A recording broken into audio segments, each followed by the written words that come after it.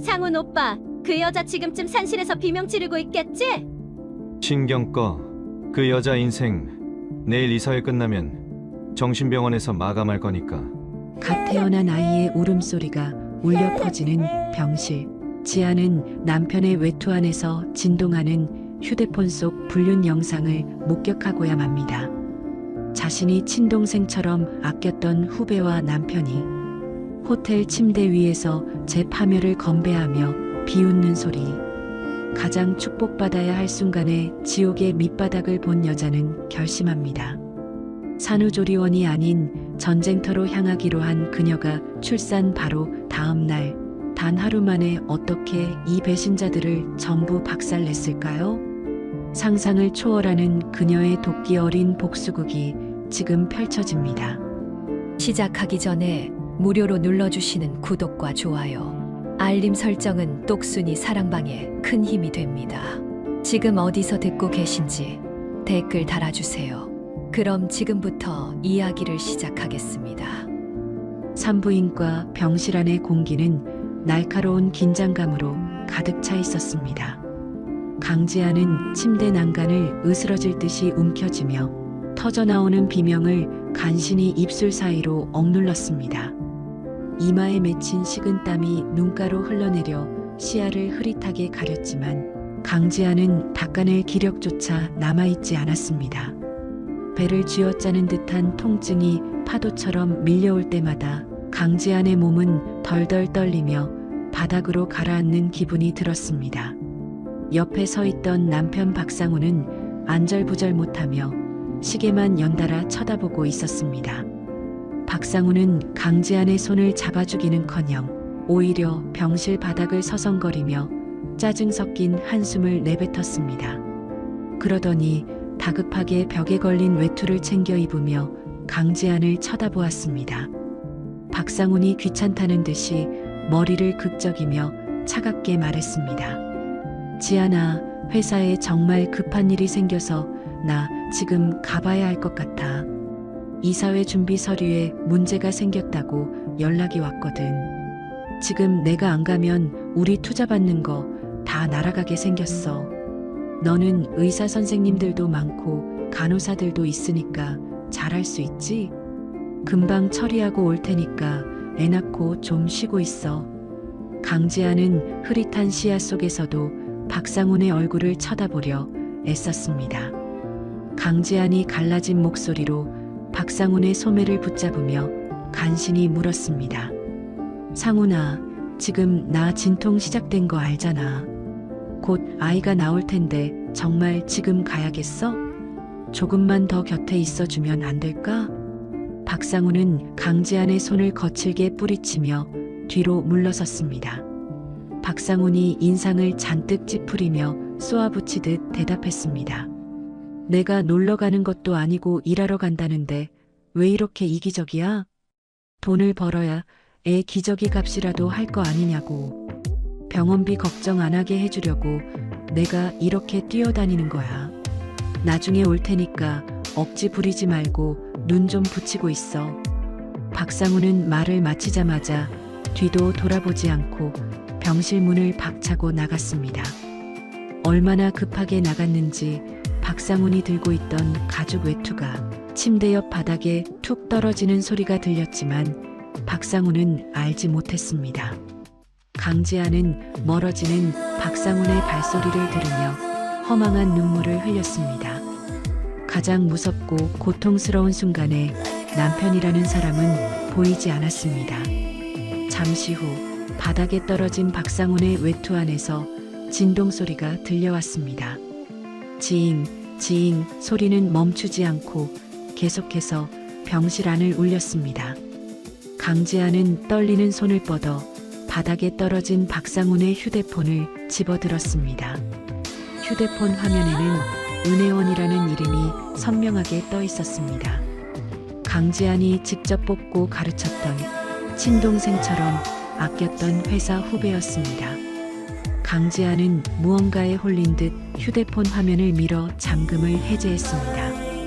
평소라면 꿈도 꾸지 못했을 일이었지만 왠지 모를 불안감이 강지안의 심장을 거세게 압박하고 있었습니다. 잠금이 풀린 휴대폰 속에는 실시간으로 전송된 영상 하나가 재생되었습니다.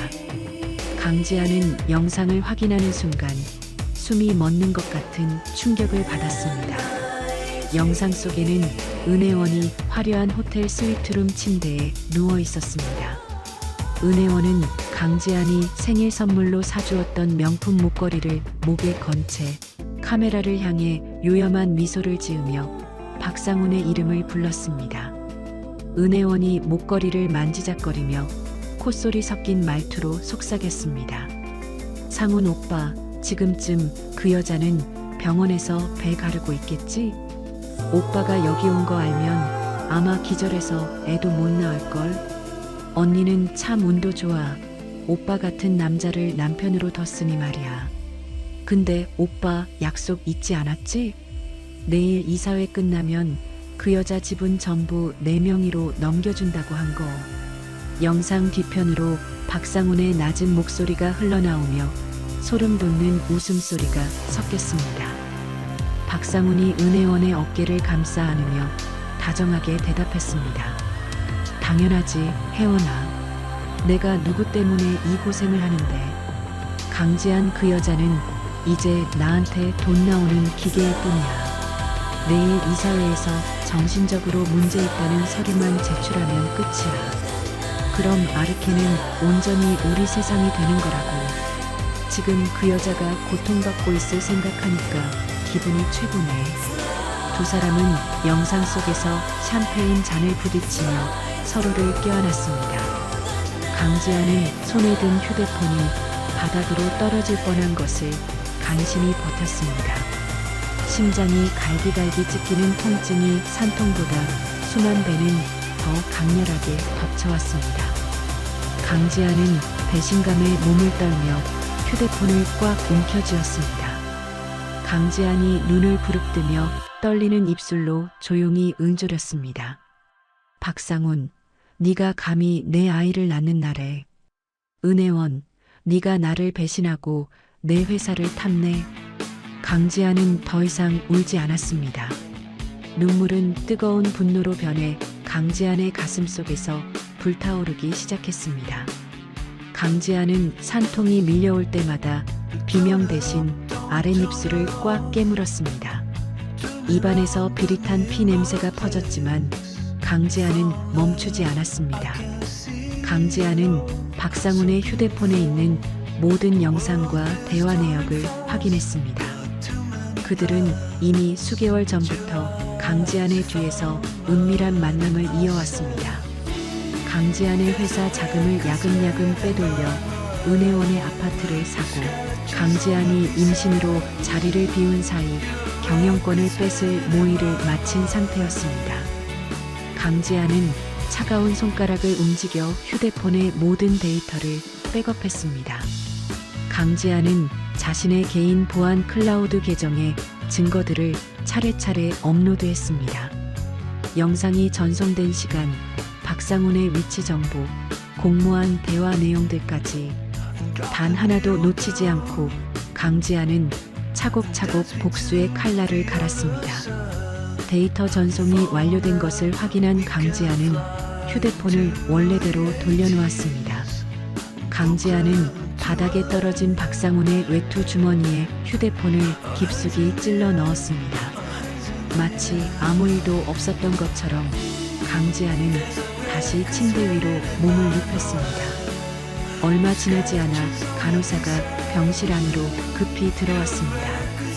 간호사가 강지안의 상태를 살피며 놀란 목소리로 소리쳤습니다. 산모님, 지금 자궁문이 다 열렸어요. 빨리 분만실로 이동해야 합니다. 보호자분은 어디 가셨어요? 강지아는 간호사의 물음에 대답하지 않고 그저 천장만을 노려보았습니다. 강지안이 거친 숨을 몰아쉬며 단호하게 말했습니다. 보호자 없어요. 그냥 저 혼자 가겠습니다. 대신 선생님, 저 무통주사 놓지 말아주세요. 지금 이 아픔을 하나도 빠짐없이 다 느끼고 싶습니다. 그래야 내가 받은 배신을 절대로 잊지 않을 것 같거든요. 간호사는 의아한 표정을 지었지만 상황이 급박했기에 서둘러 이동했습니다. 강지아는 차가운 수술실 침대 위로 옮겨지며 천장에 밝은 조명을 보았습니다. 눈이 시릴 정도로 하얀 불빛이 강지안의 징후를 비추는 것 같았습니다. 강지아는 이를 악물고 마지막 힘을 다해 배에 힘을 주었습니다. 강지아는 혼신을 다한 사투 끝에 마침내 아이의 울음소리를 들었습니다. 응애 하고 울려 퍼지는 생명의 소리가 고요한 수술실을 가득 채웠습니다. 의사가 갓 태어난 아이를 강지안의 가슴 위에 잠시 올려주었습니다. 강지아는 따뜻하고 작은 생명의 온기를 느끼며 조용히 다짐했습니다. 아가야, 미안하다. 이런 추악한 아버지를 만나게 해서. 하지만 엄마가 약속할게. 저들이 너를 인질 삼아 내 인생을 흔들게 두지 않을 거야. 내일이 오면 엄마가 저 사람들을 하나도 남김없이 다 쓸어버릴게. 강지아는 의사가 탯줄을 자르는 가위의 금속성을 똑똑히 들었습니다. 강지안에게 그 소리는 박상훈과의 인연이 끊어지는 소리처럼 들렸습니다. 강지안은 아이를 보며 처음으로 서늘한 미소를 지었습니다. 탯줄이 잘려나간 순간 강지안은 더 이상 예전의 순진한 아내가 아니었습니다. 출산을 마친 강지안은 병실로 돌아오자마자 개인 비서에게 전화를 걸었습니다. 강지안이 낮고 차가운 목소리로 비서에게 지시했습니다. 지금 당장 박상훈 의사가 사용한 모든 법인카드 내역 뽑으세요. 그리고 지난 6개월 동안 회사 연구개발비 집행 내역 전부 대조하세요. 은혜원 명의로 된 부동산이 있는지 조사하고 내일 아침까지 보고하세요. 이 일은 우리 둘만 알아야 합니다. 알겠습니까? 비서의 대답을 들은 강지아는 전화를 끊고 노트북을 펼쳤습니다. 산후조리가 시급하다는 의사의 경고는 강지안에게 들리지 않았습니다. 강지안은 실시간으로 올라오는 조사 자료들을 하나씩 확인했습니다. 박상훈은 생각보다 훨씬 더 대담하게 회사의 돈을 빼돌리고 있었습니다. 강지안은 그가 조작한 이중 장부의 원본 파일이 숨겨진 서버 위치를 찾아냈습니다. 강지안은 화면을 응시하며 손가락을 빠르게 움직여 데이터를 확보했습니다. 복수에는 눈물보다 차가운 숫자가 더 필요하다는 것을 지안은 알고 있었습니다. 한참을 작업에 몰두하던 중 병실 문이 조용히 열렸습니다. 박상훈이 들어오며 가식적인 걱정이 가득한 얼굴로 다가왔습니다. 박상훈이 침대 곁에 앉으며 지안의 손을 잡으려 했습니다. 박상훈이 미안한 척 연기를 하며 다정하게 말했습니다. 지안아, 정말 미안해. 회의가 생각보다 길어져서 이제야 왔어. 우리 아기 건강하게 잘 태어났지? 고생 많았어. 내가 옆에 있어줬어야 하는데 정말 면목이 없다. 강지아는 박상훈의 손길이 닿자 소름이 끼쳐 손을 슬쩍 뺐습니다. 강지아는 아무것도 모르는 척 힘없는 목소리로 대답했습니다. 아이는 건강해. 당신 닮아서 아주 예쁘더라고. 회사 일은 잘 마무리됐어? 중요한 회의라고 했잖아. 박상훈은 지안의 반응이 평소와 같다고 생각했는지 안심한 듯 웃었습니다. 박상훈이 지안의 머리를 쓰다듬으며 뻔뻔하게 말했습니다. 응, 아주 잘 끝났어. 내일 이사회만 잘 넘기면 우리 이제 대박이야. 당신은 이제 아무 걱정하지 말고 여기서 푹 쉬기만 해. 내가 다 알아서 처리할 테니까 당신은 몸조리 잘해야지. 강지아는 박상훈의 그 웃음 뒤에 숨겨진 칼날을 보고 있었습니다. 강지아는 노트북 화면을 닫으며 침대 밑에 숨겨둔 서류 뭉치를 떠올렸습니다. 강지안이 속으로 조용히 읊조리며 박상훈의 눈을 똑바로 쳐다보았습니다. 그래, 당신 말대로 당신이 다 처리하게 될 거야. 당신의 인생도, 당신의 명예도, 당신이 가진 모든 것까지 말이야. 내일 아침이 되면 당신은 이 병실이 아니라 지옥을 보게 될 거니까.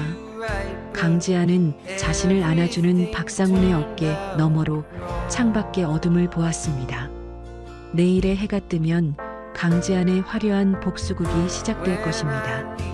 강지아는 어둠 속에서 타오르는 자신의 눈동자를 느끼며 박상훈의 등에 대고 아주 작고 차가운 미소를 지어 보였습니다. 박상훈은 자신의 목에 이미 밧줄이 감긴 줄도 모른 채 승리감에 취해 있었습니다.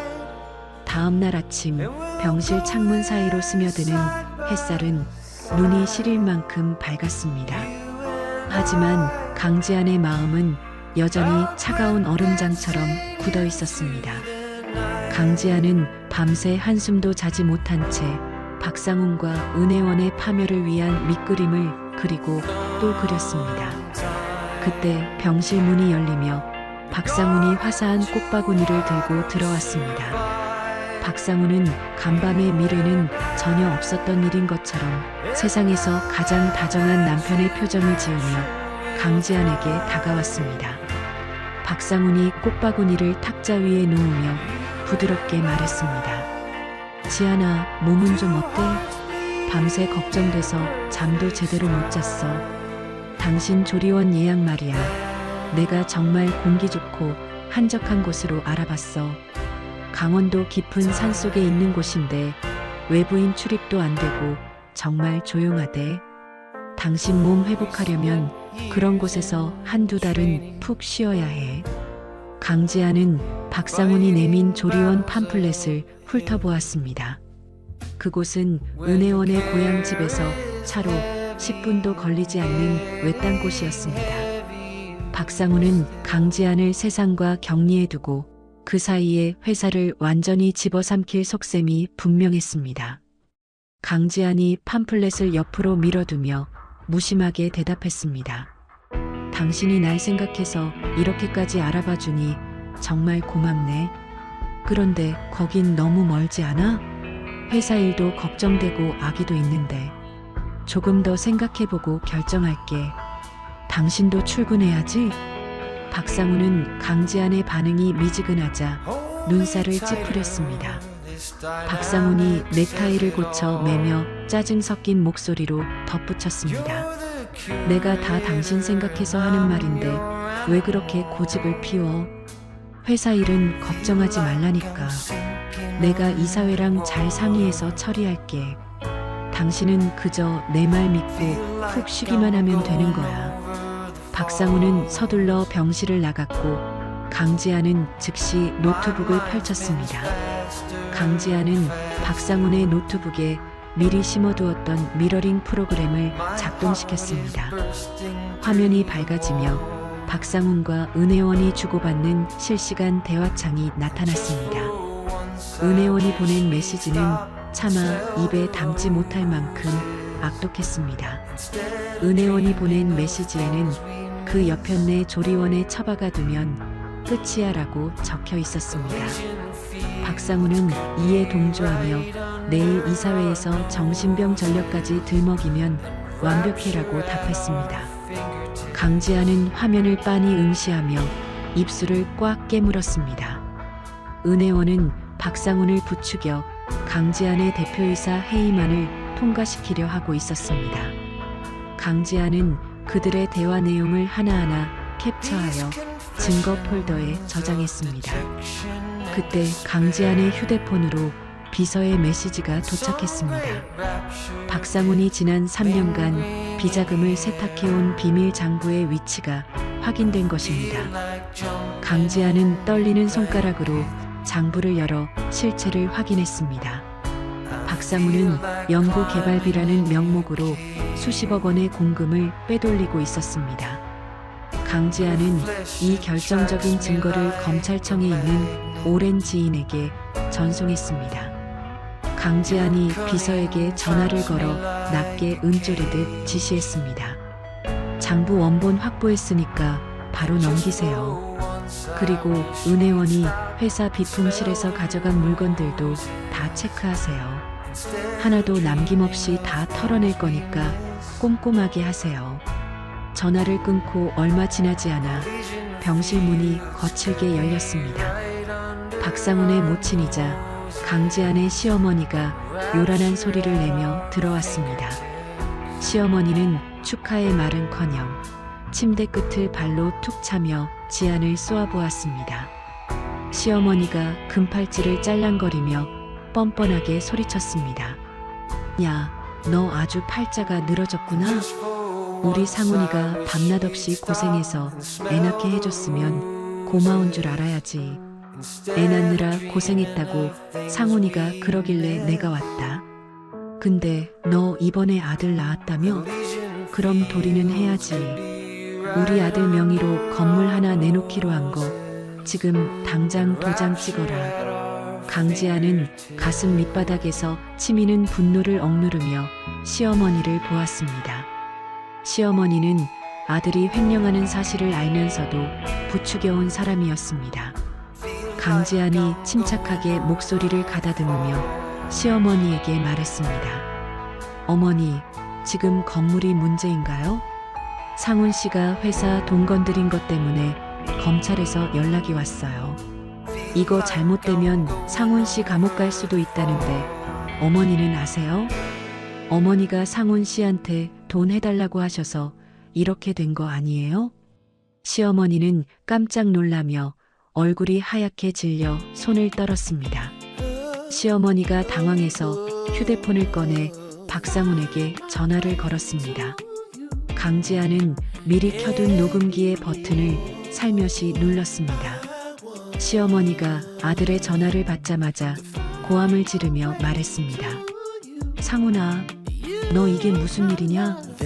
지안이가 그러는데 너 회사 돈 쓴 거 들통났다며? 아니, 네가 그 돈 빼서 나한테 준 거랑 혜원이 아파트 사준 거 그거 지안이가 다 알면 어쩌려고 일을 이 지경으로 만들었어. 빨리 어떻게 좀 해봐라. 나 무서워서 살 수가 없다. 박상훈이 전화기 너머로 소리를 지르며 어머니를 말리는 소리가 들렸습니다. 하지만 이미 늦었습니다. 시어머니는 스스로 범죄 공모 사실을 실토했습니다.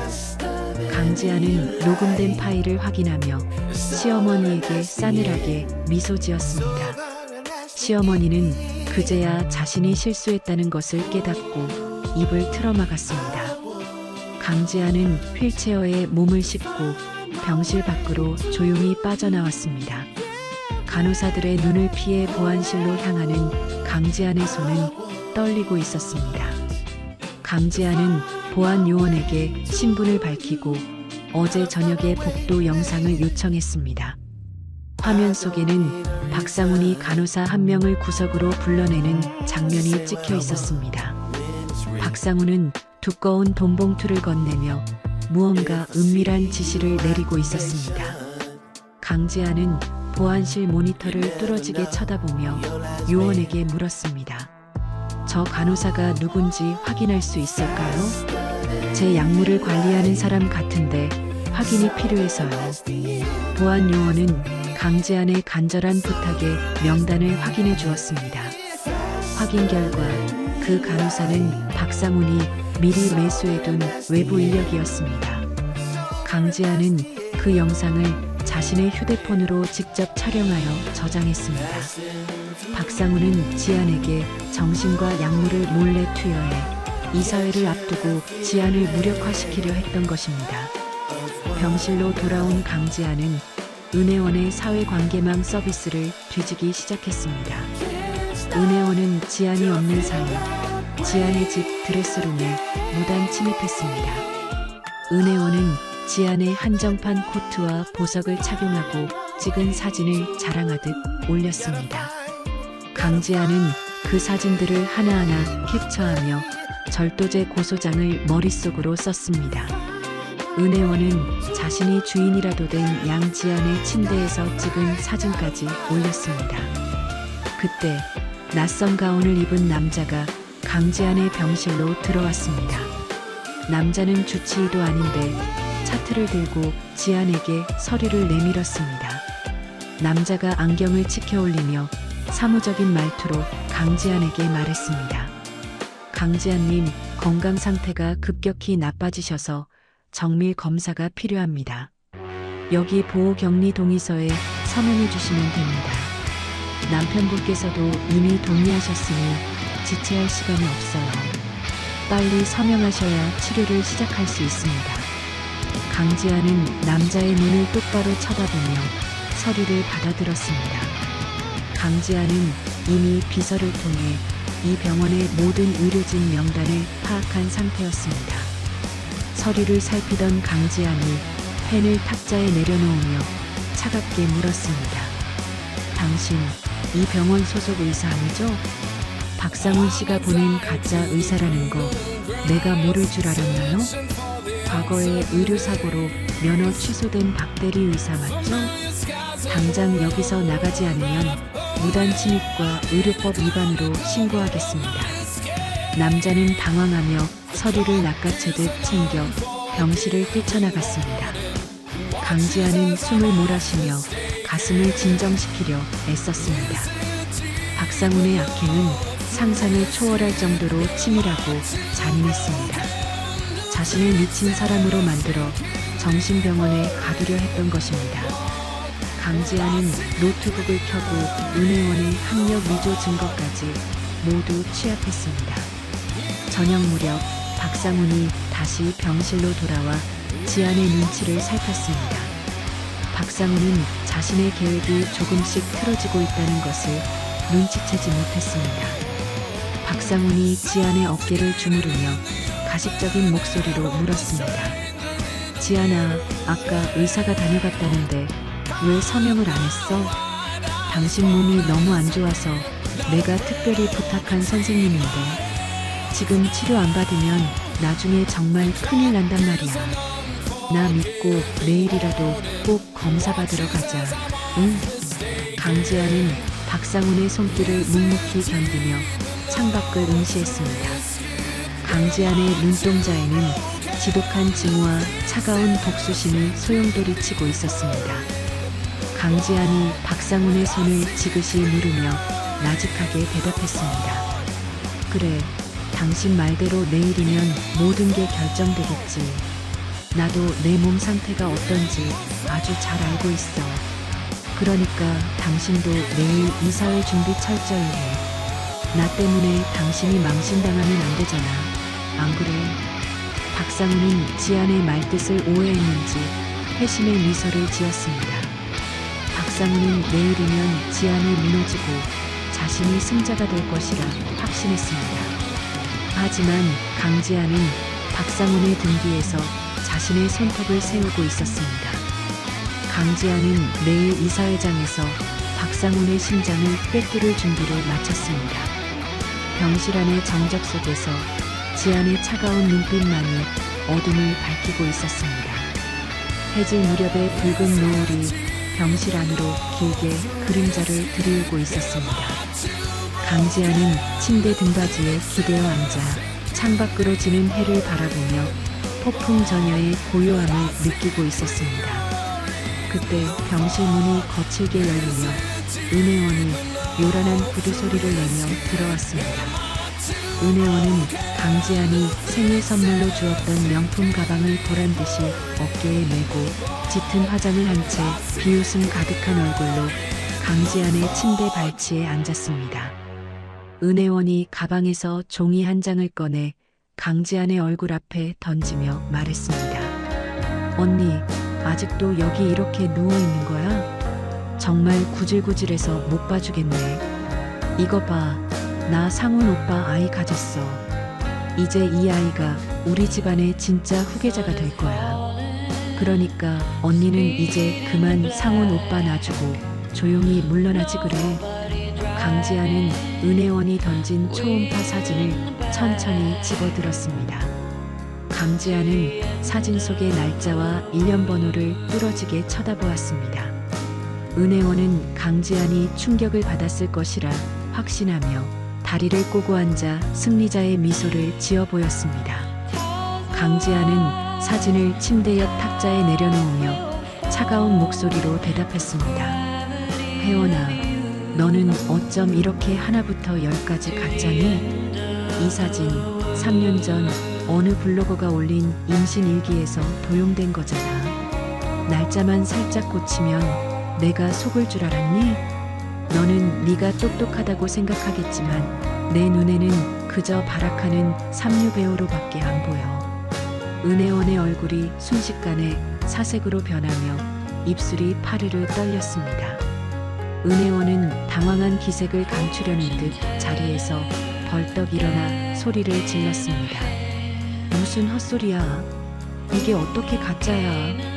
언니가 지금 제정신이 아니라서 헛것이 보이는 모양인데 상훈 오빠는 이미 마음 정했어. 내일 이사회 끝나면 언니는 대표직에서 쫓겨나고 조리원이 아니라 정신병원으로 가게 될 거란 말이야. 강지아는 은혜원의 도발에도 흔들리지 않고 가방 안에서 서류 봉투를 꺼냈습니다. 강지안이 서류를 은혜원의 발밑에 떨어뜨리며 단호하게 말했습니다. 네가 상훈 씨랑 짜고 내 주식 탐내는 거 다 알고 있어. 근데 혜원아, 네가 훔쳐간 내 목걸이랑 코트 그거 다 합치면 징역형이야. 그리고 내 학력 위조한 거랑 경력 속인 증거들 내가 이미 변호사한테 다 넘겼어. 너는 내일 회사로 출근하는 게 아니라 경찰서로 가게 될 거야. 은혜원은 분노를 참지 못하고 강지안의 뺨을 때리려 손을 높이 치켜들었습니다. 하지만 강지안은 산후 통증을 참아내며 은혜원의 손목을 강하게 낚아챘습니다. 강지안이 은혜원의 눈을 똑바로 노려보며 뼈가 부서질 듯 힘을 주어 말했습니다. 어디서 감히 손을 올려? 내가 너를 친동생처럼 아껴서 여기까지 키워줬는데 돌아온 게 이런 배신이라니 정말 가증스럽다. 이제 네가 가진 그 가짜 인생도 오늘로 끝이야. 그때 병실 문이 다시 열리며 박상훈이 당황한 표정으로 뛰어들어왔습니다. 박상훈은 은혜원의 손목을 잡고 있는 강지안을 보자마자 오히려 은혜원을 감싸안으며 강지안을 밀쳐냈습니다. 박상훈이 강지안을 향해 삿대질을 하며 분노 섞인 목소리로 외쳤습니다. 강지안, 너 지금 뭐하는 짓이야? 몸도 성취하는 사람이 왜 애먼 사람을 잡고 그래? 혜원이가 임신해서 몸도 약한데 만약 잘못되면 네가 책임질 거야? 너 정말 산후 우울증이 심각하구나. 도저히 안 되겠다. 박상훈의 뒤로 하얀 가운을 입은 남자들이 우르르 병실로 들이닥쳤습니다. 그들은 어제 강지안이 쫓아냈던 그 가짜 의사와 사설 구급대원들이었습니다. 박상훈은 강지안의 침대 옆으로 다가와 차갑게 식은 눈으로 강지안을 내려다보았습니다.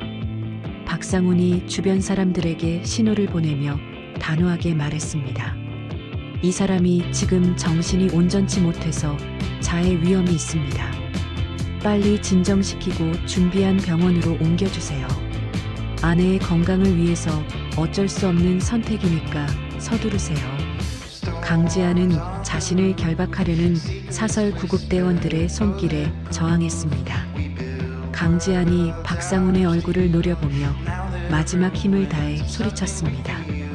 박상훈, 당신 지금 무슨 짓을 하려는 거야? 내가 멀쩡히 살아있고 정신도 멀쩡한데 감히 나를 가둬? 저 사람들 다 당신이 돈으로 매수한 가짜들이잖아. 당장 이거 놓지 못해. 경찰 불러. 박상훈은 강지안의 외침을 비웃듯 강지안의 손에서 휴대폰을 강제로 뺏어버렸습니다. 박상훈은 휴대폰을 바닥에 던져 구둣발로 지지기며 잔인하게 웃었습니다. 박상훈이 강지안의 귀에 입술을 바짝 대고 낮게 응조렸습니다. 경찰? 누가 당신 말을 믿어줄 것 같아? 이미 의사소견서랑 모든 서류는 다 준비됐어. 당신은 이제 세상에서 사라지는 거야. 아, 걱정하지 마. 당신 아이는 내 어머니가 아주 잘 돌봐주실 거니까. 물론 당신이 순순히 재산 포기 각서에 지장을 찍는다는 전제하에 말이야. 강지아는 아이라는 말에 심장이 덜컥 내려앉는 기분이 들었습니다. 강지아는 신생아실에 홀로 있을 아이의 얼굴이 떠올라 몸서리를 쳤습니다. 박상우는 품 안에서 미리 준비한 재산 포기 각서를 꺼내 강지안 앞에 들이밀었습니다. 박상훈이 펜을 강지안의 손에 쥐어주며 협박하듯 말했습니다. 지금 당장 여기 사인해. 그러면 아이는 건드리지 않고 조용히 조리원으로 보내줄게. 하지만 끝까지 버티면 그 아이가 어떻게 될지는 나도 장담 못해. 내 어머니 성격 알지? 마음에 안 들면 무슨 짓이든 하시는 분이잖아. 병실 밖 복도에서는 시어머니의 날카로운 목소리가 들려오고 있었습니다. 시어머니는 신생아실 앞에서 간호사들과 실랑이를 벌이며 아이를 강제로 퇴원시키겠다고 소란을 피우고 있었습니다. 강지아는 박상훈과 시어머니의 잔인한 공모에 치가 떨려 몸을 가누지 못했습니다. 강지아는 눈을 감고 필사적으로 머리를 굴렸습니다. 지금 이대로 당할 수는 없었습니다. 강지아는 펜을 쥔 손을 떨며 박상훈을 향해 굴복하는 척 연기를 시작했습니다. 강지안이 눈물을 흘리며 애원하는 목소리로 말했습니다. 알았어, 상훈아. 내가 다 할게. 재산이고 회사고 당신 다 가져도 좋으니까 제발 우리 아이는 건드리지 마. 각서에 사인할 테니까 저 사람들 좀 내보내줘. 나 너무 무섭고 숨이 안 쉬어져서 그래. 제발 부탁이야. 박상우는 강지안이 완전히 무너졌다고 생각했는지 만족스러운 미소를 지었습니다.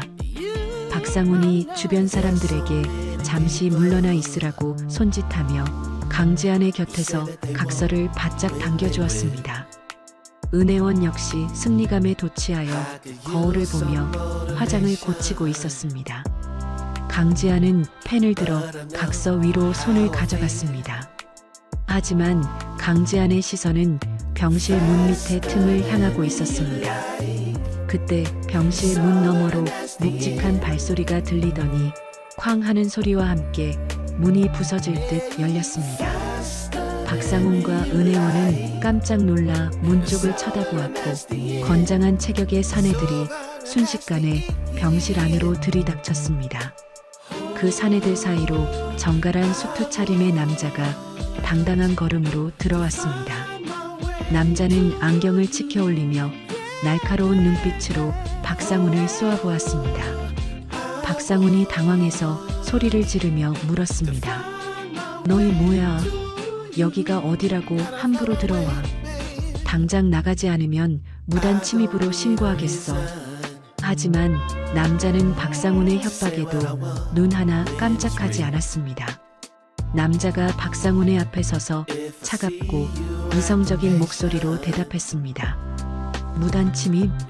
지금 여기서 범죄를 저지르고 있는 건 당신인 것 같군요. 박상훈 씨, 당신을 강제 감금 및 협박 혐의로 고소하기 위해 왔습니다. 강지안 대표님의 법률 대리인 한승우 변호사입니다. 누나, 제가 너무 늦지 않았죠? 강지안은 한승우의 목소리를 듣는 순간 참았던 안도의 한숨을 내쉬었습니다. 한승우는 박상훈이 들고 있던 각서를 낚아채서 갈기갈기 찢어버렸습니다. 사설 구급대원들은 한승우와 동행한 보안 요원들에게 제압당해 구석으로 밀려났습니다. 한승우가 강지안의 침대 옆으로 다가와 강지안의 어깨를 감싸주었습니다. 강지안은 한승우의 손을 잡으며 떨리는 목소리로 부탁했습니다. 승우야, 우리 아기. 신생아실에 내 시어머니가 있어.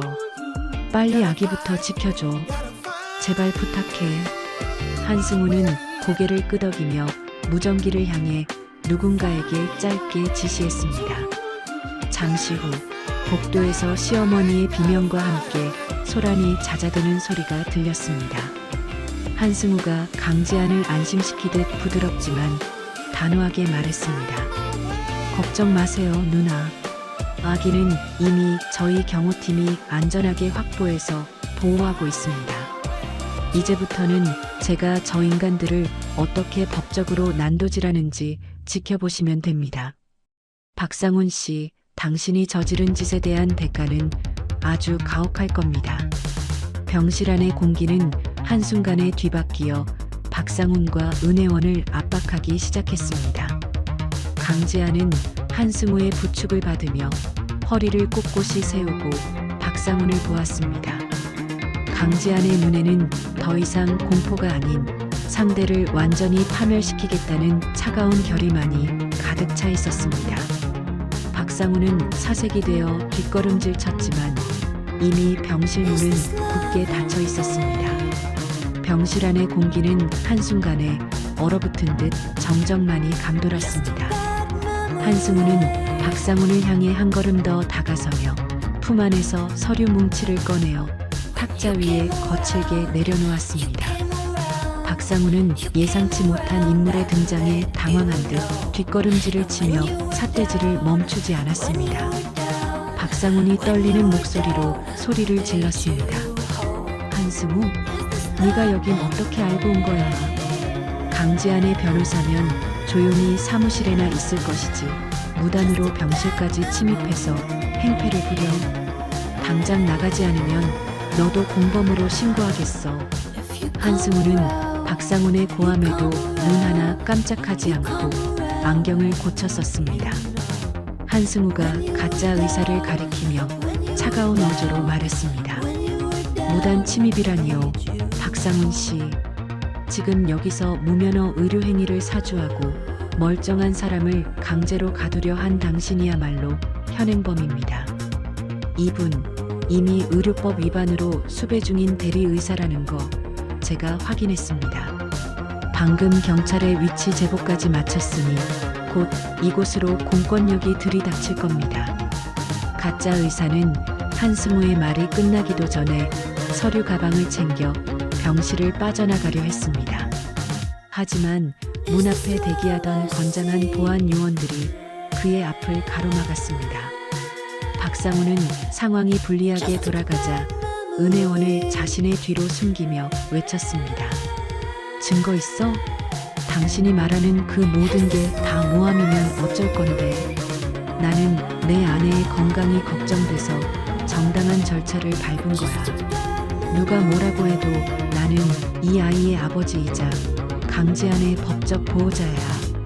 강지안은 한승우의 부축을 받으며 침대에서 천천히 몸을 일으켰습니다. 산후 통증으로 배가 끊어질 듯 아팠지만 강지안은 이를 악물고 허리를 꼿꼿하게 세웠습니다. 강지안이 박상훈을 뚫어지게 노려보며 단호하게 말했습니다. 보호자? 내 휴대폰을 부수고 나를 감금하려 한 사람이 할 소리는 아니지. 상훈아, 네가 오늘 저지른 이 모든 일은 내 무덤을 판 거야. 승우야, 우리 지금 바로 여기서 나가자. 더 이상 이 비릿한 인간들과 같은 공기를 마시고 싶지 않아.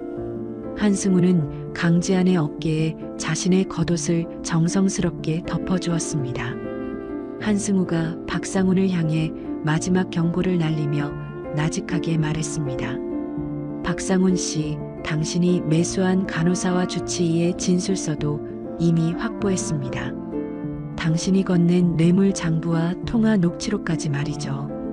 이제 당신이 갈 곳은 이사회가 아니라 차가운 유치장이 될 겁니다.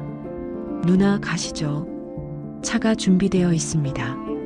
한승우는 강지안이 걷기 힘들 것을 배려해 휠체어를 가져오게 했습니다. 강지안은 휠체어에 앉아 병실을 나서며 구석에서 사색이 되어 벌벌 떨고 있는 은혜원을 보았습니다. 강지안이 은혜원의 곁을 지나며 차갑게 은조렸습니다. 혜원아, 네가 탐냈던 내 목걸이와 코트는 이제 쇠고랑이 되어 돌아갈 거야.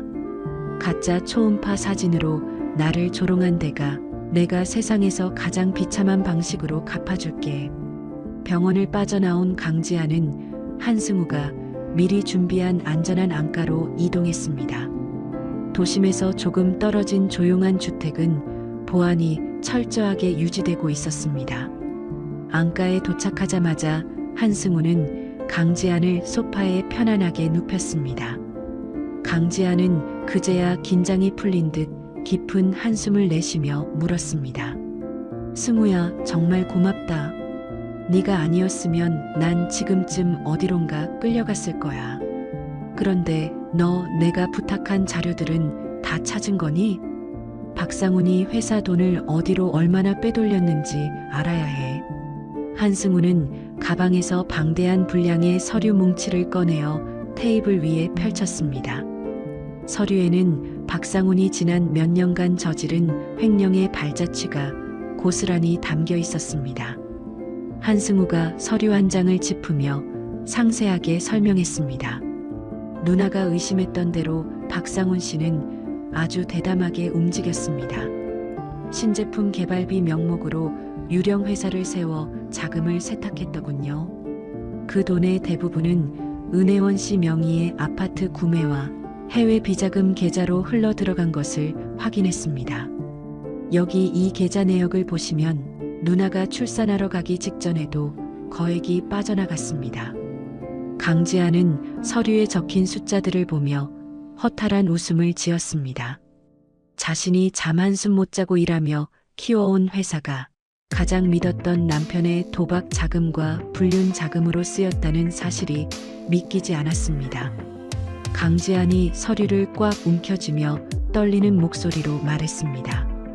이 정도면 박상훈을 대표직에서 해임하는 것은 물론이고 아예 사회적으로 매장하는 것도 가능하겠지? 내일 오전 10시에 이사회가 열린다고 했어. 박상훈은 내가 병원에 갇혀 있을 줄 알고 아주 의기양양하게 나타날 거야.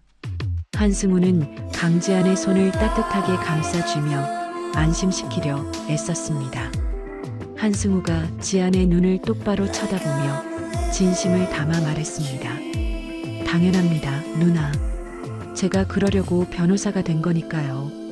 10년 전 누나가 저에게 장학금을 주시며 하셨던 말씀 기억하세요? 약한 사람을 돕는 칼이 되라고 하셨던 그 말씀 말입니다.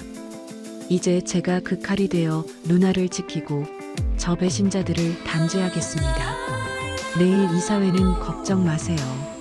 제가 완벽한 시나리오를 준비했습니다. 강지아는 한승우의 격려에 조금씩 기운을 차리기 시작했습니다. 강지아는 안가에 마련된 서재로 자리를 옮겨 직접 자신의 대표이사 방어 전략과 상훈의 죄목을 정리하기 시작했습니다. 비서에게 실시간으로 보고받는 회사 상황은 급박하게 돌아가고 있었습니다. 박상훈은 이미 몇몇 이사들을 포섭해 지안의 해임안을 가결하려 선동 중이었습니다.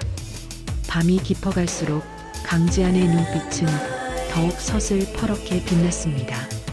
강지아는 산후조리가 시급한 몸이었지만 지금 이 순간만큼은 아픔조차 느껴지지 않을 정도로 정신이 맑았습니다.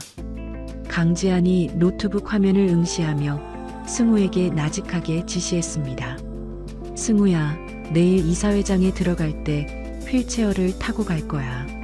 내가 얼마나 고통받았는지, 그들이 나를 어떻게 짓밟으려 했는지 주주들에게 똑똑히 보여줄 거야. 그리고 상훈이가 은혜원과 나눈 그 더러운 대화 녹취록 가장 결정적인 순간에 전체 스피커로 틀어줘. 그들의 가식을 한꺼풀씩 벗겨내서 사람들에게 보여줘야 해. 한승우는 강지안의 단호한 결단에 고개를 끄덕이며 자료를 최종 점검했습니다. 두 사람은 새벽이 밝아올 때까지 복수의 전술을 짜고 또 짰습니다. 강지아는 틈틈이 옆방에서 경호팀의 보호 아래 잠든 아이의 모습을 확인했습니다. 새근새근 잠든 아이의 숨소리가 강지안에게는 무엇보다 큰 위로가 되었습니다. 강지안이 잠든 아이의 이마에 입을 맞추며 조용히 속삭였습니다. 우리 아기, 엄마가 내일 모든 걸 제자리로 돌려놓을게. 너를 지키기 위해서라면 엄마는 괴물이라도 될 수 있어. 박상훈이 빼앗으려 했던 너의 미래, 엄마가 반드시 되찾아줄게. 새벽 공기가 창문을 타고 들어와 안가의 거실을 차갑게 식혔습니다. 하지만 강지안의 가슴 속에서는 식지 않는 불꽃이 타오르고 있었습니다. 강지안은 거울 앞에 서서 자신의 얼굴을 가만히 들여다보았습니다. 창백한 얼굴 위로 굳게 담은 입술이 복수의 시작을 알리고 있었습니다. 한승우가 준비한 검은색 정장이 의자 위에 정갈하게 놓여 있었습니다. 아침 8시 강지아는 비서로부터 이사회 준비가 완료되었다는 연락을 받았습니다. 박상우는 이미 이사회장에 도착해 승리를 확신하는 미소를 짓고 있다고 했습니다. 강지아는 한승우의 도움을 받아 옷을 갈아입고 휠체어에 앉았습니다. 한승우가 강지아의 손을 꽉 잡으며 비장한 각오로 말했습니다. 누나, 준비되셨나요? 이제 진짜 전쟁터로 나갈 시간입니다. 제가 누나 뒤에서 든든한 방패가 되어드릴게요. 박상훈의 추락을 가장 가까운 곳에서 지켜보시죠. 강지아는 고개를 끄덕이며 휠체어의 팔걸이를 힘주어 잡았습니다. 강지아의 눈에는 더 이상 슬픔이나 미련 따위는 남아있지 않았습니다. 강지아는 차가운 미소를 지으며 현관문을 향해 휠체어를 움직였습니다. 이제 세상에서 가장 화려하고 처절한 복수극의 막이 오르려 하고 있었습니다. 강지안이 나가는 길 위로 아침 햇살이 길게 뻗어나와 복수의 길을 비추었습니다. 한편 회사 이사회실에서는 박상훈이 상단에 앉아 거드름을 피우고 있었습니다. 박상훈은 시계를 보며 강지안이 지금쯤 정신병원 폐쇄병동에 갇혔을 것이라 믿었습니다. 박상훈이 이사들을 향해 환하게 웃으며 의사봉을 집어들었습니다. 박상훈이 자신만만한 목소리로 회의의 시작을 알렸습니다. 자, 시간이 되었으니 이사회를 시작하도록 하겠습니다. 오늘 안건은 건강상의 이유로 직무 수행이 불가능한 강지안 대표이사의 해임건과 신임 대표이사 선임건입니다. 다들 동의하시리라 믿고 바로 투표를 진행하도록 하죠. 박상훈의 말이 끝남과 동시에 이사회실의 육중한 문이 벌컥 열렸습니다. 모든 이사들의 시선이 문 쪽으로 쏠렸고 휠체어를 타고 들어오는 강지안의 모습에 박상훈의 의사봉이 바닥으로 떨어졌습니다. 강지안은 차가운 침묵 속에 회의실 중앙으로 들어서며 박상훈을 보았습니다. 강지안의 서늘한 목소리가 회의실의 공기를 단숨에 압도하기 시작했습니다. 오전 10시를 알리는 대형 벽시계의 톱니바퀴 소리가 유난히도 크게 회의실 안을 울리고 있었습니다. 박상훈은 이사회 의장석에 앉아 마치 이미 이 세상의 모든 권력을 손에 쥔 황제처럼 오만한 미소를 지어 보였습니다. 박상훈은 강지안이 한승우의 개입도 모른 채 어두운 정신병원 폐쇄병동의 침대에 묶여 절규하고 있을 것이라 굳게 확신하고 있었습니다. 박상훈은 자신의 승리를 자축하듯 값비싼 금장 만년필을 손가락 사이로 굴리며 자신을 바라보는 이사들을 향해 여유로운 목소리로 입을 열었습니다. 자, 다들 모이셨으니 이제 아르케의 새로운 역사를 써내려갈 회의를 시작하도록 하겠습니다. 우리 회사를 창업하고 이끌어온 강지안 대표가 출산 직후 심각한 정신적 착란 증세를 보이고 있다는 소식은 다들 들으셨을 겁니다. 대표이사가 제정신이 아닌 상태로 회사를 운영하게 둔다는 것은 우리 주주들과 임직원들 모두를 벼랑 끝으로 내모는 아주 위험천만한 일입니다. 그래서 오늘 저는 이사님들의 현명한 판단을 믿고 강지안 대표의 해임안과 저 박상훈의 신임 대표이사 선임안을 정식으로 상정합니다. 이사들 사이에서 낮은 웅성거림과 불안한 눈빛들이 교차하며 회의실의 공기는 무겁게 가라앉았습니다. 박상훈이 의사봉을 집어들고 탁자를 내리치려는 순간 회의실 뒤편의 육중한 나무문이 마치 폭발하듯 굉음을 내며 활짝 열렸습니다. 모든 이들의 시선이 문 쪽으로 쏠렸고 휠체어에 앉아 서슬퍼런 눈빛을 띠고 나타난 강지안의 모습에 박상훈의 손에 든 의사봉이 힘없이 바닥으로 떨어졌습니다. 한승우가 휠체어를 밀며 마치 전장을 가로지르는 장수처럼 당당한 걸음으로 회의실 정중앙을 향해 들어섰습니다. 강지한이 휠체어 팔걸이를 부서질 듯 움켜쥐며 의장석에 앉은 박상훈을 꿰뚫어 볼 듯 노려보며 말했습니다. 박상훈, 내가 자리를 비운 사이에 아주 재미있는 연극을 준비했네. 내가 정신에 문제가 있다는 그 대본 누가 써준 건지 참으로 졸렬하기 짝이 없구나. 당장 그 자리에서 내려오지 못해? 거기는 당신 같은 파렴치한 사기꾼이 감히 엉덩이를 붙이고 앉아있을 자리가 아니야.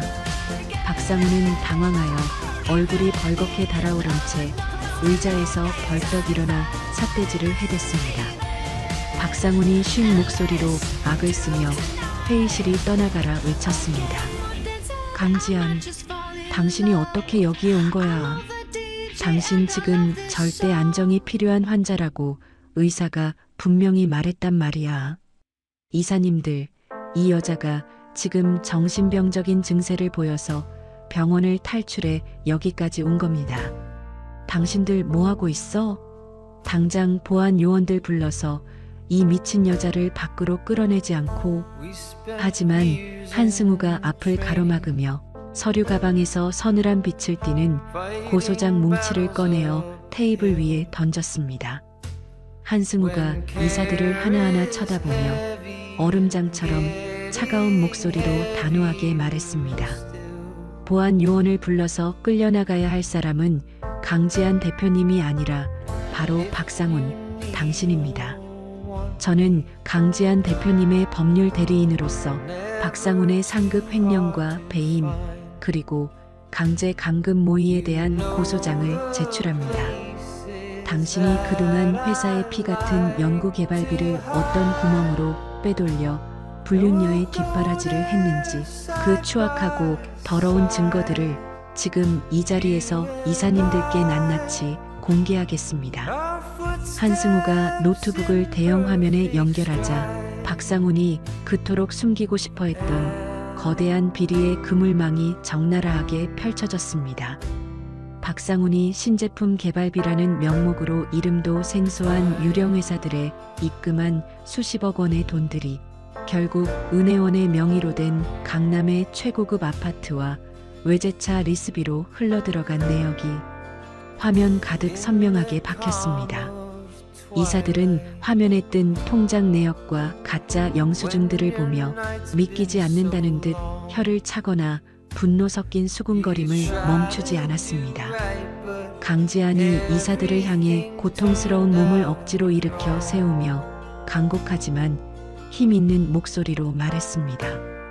이사님들, 저기 앉아있는 저 남자는 우리 아르케의 미래를 좀먹는 기생충입니다. 여러분이 밤낮 없이 머리를 맞대고 연구해서 만든 그 귀한 자금들이 저 남자의 천박한 유흥비와 불륜녀의 사치품을 사는데 쓰였다는 사실이 분하지 않으십니까? 박상훈은 심지어 제가 아이를 낳는 그 순간에도 저를 정신병원에 가두고 이 회사를 통째로 집어삼키려는 악마 같은 계획을 세웠던 인간입니다. 박상훈은 이제 얼굴이 흑빛으로 변해 책상을 미친 듯이 내려치며 강지한의 말을 가로막으려 발악했습니다. 다 조작된 거야. 이건 전부 강지한 당신이 나를 몰아내려고 만든 가짜 서류라고. 이사님들, 제발 제 말을 믿어주세요. 저 여자는 지금 제정신이 아니라서 환상을 보고 있는 겁니다. 내가 회사를 위해 내 젊음을 다 바쳤는데 어떻게 저런 거짓말에 속을 수가 있습니까? 그때 한승우가 회의실 천장에 달린 전체 스피커의 볼륨을 터질 듯이 높였습니다. 스피커에서는 박상훈과 은혜원이 어젯밤 호텔에서 나눈 소름 끼치는 대화 녹취록이 울려 퍼졌습니다. 강지한을 미친 여자로 만들어 평생 햇빛도 못 보게 가두고 지분을 다 뺏어버리자며 키득거리며 웃는 박상훈의 육성이 회의실 구석구석을 칼날처럼 파고들었습니다. 박상훈은 자신의 비열한 목소리가 회의실 가득 진동하자 마치 누군가에게 뒤통수를 세게 얻어맞은 듯 다리에 힘이 풀려 의자에 털썩 주저앉았습니다. 녹취록의 마지막 음성이 끝나자 회의실 안은 숨소리조차 들리지 않는 차가운 침묵이 흘렀습니다. 가장 보수적이고 박상훈을 지지했던 원로 이사 한 명이 안경을 벗어닦으며 박상훈을 벌레 보듯 경멸 어린 눈으로 쳐다보았습니다. 이사가 떨리는 손으로 의사봉을 집어들며 장례를 가라앉히는 무거운 어조로 선언했습니다. 더 이상 들을 필요도 볼 필요도 없는 명백한 범죄 현장이군요. 박상훈 이사의 모든 직위를 이 시간부로 박탈하고 이사회에서 영구히 제명할 것을 안건으로 올립니다. 또한 박상훈의 공범인 은혜원 사원의 영구 제명과 즉각적인 형사 고발건도 만장일치로 통과시키겠습니다. 강지한 대표님, 그 몸을 이끌고 여기까지 오시느라 정말 고생 많으셨고 면목이 없습니다. 이사들이 너도 나도 찬성표를 던지며 박상훈을 향해 비난을 쏟아내자 박상훈은 정신이 나간 사람처럼 입술을 달들 떨며 멍하니 허공만 바라보았습니다. 그때 회의실 문이 다시 한번 열리며 짙은 남색 정장을 입은 검찰 수사관들이 들이닥쳤습니다. 한승우가 수사관들에게 박상훈을 손가락으로 가리키며 차갑고 이성적인 목소리로 말했습니다. 박상훈, 특정경제범죄 가중처벌법상 횡령 및 감금교사 혐의로 체포영장이 발부되었습니다. 당신이 은혜원에게 선물하며 온갖 생색을 냈던 그 강남 아파트 말입니다. 오늘 오전 10시를 기해 법원의 압류 조치가 완료되었으니 이제 당신과 그 여자는 오늘 밤부터 길바닥에 나앉게 될 겁니다.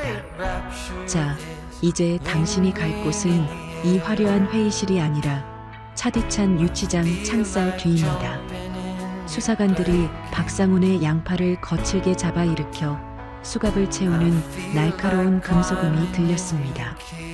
박상훈은 수갑이 손목을 파고들자 그제야 현실을 깨달은 듯 강지한을 향해 눈을 부릅뜨고 짐승 같은 소리를 지르며 달려들려 했습니다.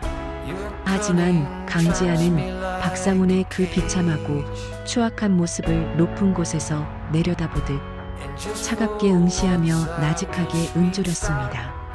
상훈아, 네가 그토록 탐냈던 내 돈과 내 명예, 그리고 이 아르케라는 이름은 이제 너의 목을 죄는 가장 고통스러운 밧줄이 되어 너를 평생 괴롭히게 될 거야. 감옥에 앉아 네가 배신한 나와 우리 아이를 떠올리며 죽을 때까지 참회하며 살아.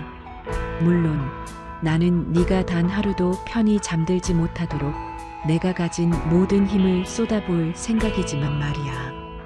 박상훈이 수사관들에게 질질 끌려나간 후 강지한은 한승우의 부축을 받아 자신의 사무실로 천천히 향했습니다. 회사 로비에서는 은혜원이 미리 대기하던 보안 요원들에게 붙잡혀 비명을 지르고 있었습니다. 은혜원은 강지한의 얼굴을 보자마자 마치 미친 사람처럼 달려들어 저주를 퍼붓고 싶어 했지만 강지한의 비서가 은혜원의 뺨을 고개가 돌아갈 정도로 세차게 내리치며 단숨에 제압해버렸습니다. 강지한은 바닥에 고꾸라진 은혜원을 투명 인간 취급하며 단 한마디의 욕설조차 아깝다는 듯 도도하게 그 옆을 지나쳐 엘리베이터에 올랐습니다. 자신의 사무실로 돌아온 강지한은 책상 위에 놓인 무거운 대표이사 명패를 물끄러미 바라보았습니다. 박상훈이 주인인 양 빗둘게 놓아두었던 명패를 강지한은 손을 뻗어 아주 정중앙에 올바르게 고쳐놓았습니다. 그동안 박상훈의 편에 서서 강지한을 무시하고 비웃었던 팀장들과 직원들이 사무실 밖 복도에서 고개를 땅에 처박은 채 사시나무 떨듯 떨고 있는 광경이 유리창 너머로 보였습니다. 강지한이 비서에게 한치의 망설임도 없는 서늘하고 단호한 목소리로 마지막 명령을 내렸습니다. 박상훈과 한통속이 되어 회사의 정보를 팔아넘긴 첩자들 리스트 지금 바로 해고 통지서 인쇄하세요. 우리 아르케는 이제 더 이상 썩은 살점을 붙이고 갈 시간이 없습니다. 오늘 오후를 기점으로 전체 부서의 인적 쇄신을 단행할 테니 조금이라도 박상훈에게 빌붙었던 인간들은 자기 발로 짐 싸서 나가라고 하세요. 한승우가 강지한에게 다가가 붉은 장미 백송이가 담긴 화려한 꽃다발을 강지한의 품에 안겨주었습니다. 한승우가 강지한의 어깨를 가볍게 토닥이며 그 어느 때보다 따뜻하고 다정한 목소리로 말했습니다. 누나, 정말 대단하셨습니다. 산후조리도 못한 그 몸으로 직접 적진에 뛰어들어 적들을 몰살시키셨잖아요. 이제 이 회사에서 누나를 위협할 사람은 아무도 없으니 잠시만이라도 무거운 짐을 내려놓으세요.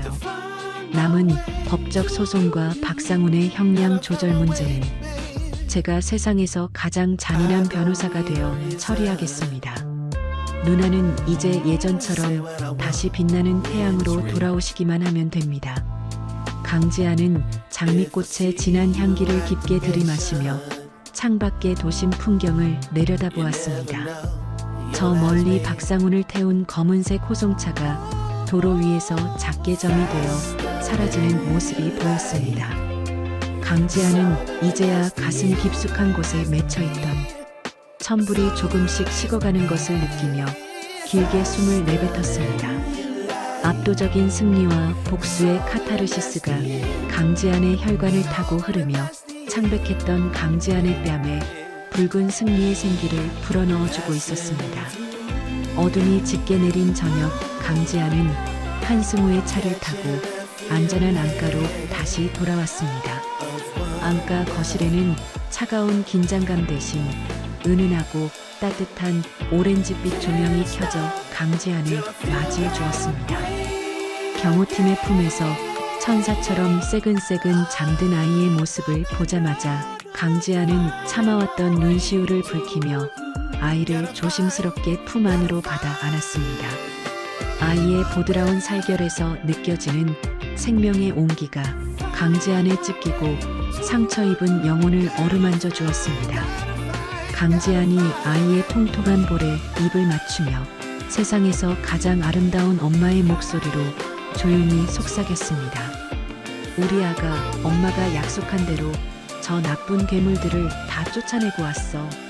너와 나를 벼랑 끝으로 밀어내려던 그 어두운 그림자들이 이제는 다 타버려 쟤만 남았단다. 엄마가 조금 힘들기는 했지만 너를 온전히 지켜낼 수 있어서 정말 꿈만 같고 행복해. 우리 이제 배신과 거짓이 없는 이 따뜻한 집에서 단둘이 아주 행복하게만 살자. 한승우는 그 성스러운 모자의 모습을 거실 문 밖에서 지켜보며 방해하지 않으려 조용히 미소 지었습니다. 강지한은 아이를 품에 꼭 안은 채 소파 깊숙이 몸을 맡기고 앉아 창밖 밤하늘에서 유난히 밝게 빛나는 북극성을 보며 깊은 안도감을 느꼈습니다. 비록 몸은 만신창이가 되었고 마음은 배신의 흉터로 얼룩졌지만 자신의 소중한 왕국과 아이를 끝내 지켜냈다는 사실이 강지한의 입가에 옅은 미소를 띄우게 했습니다.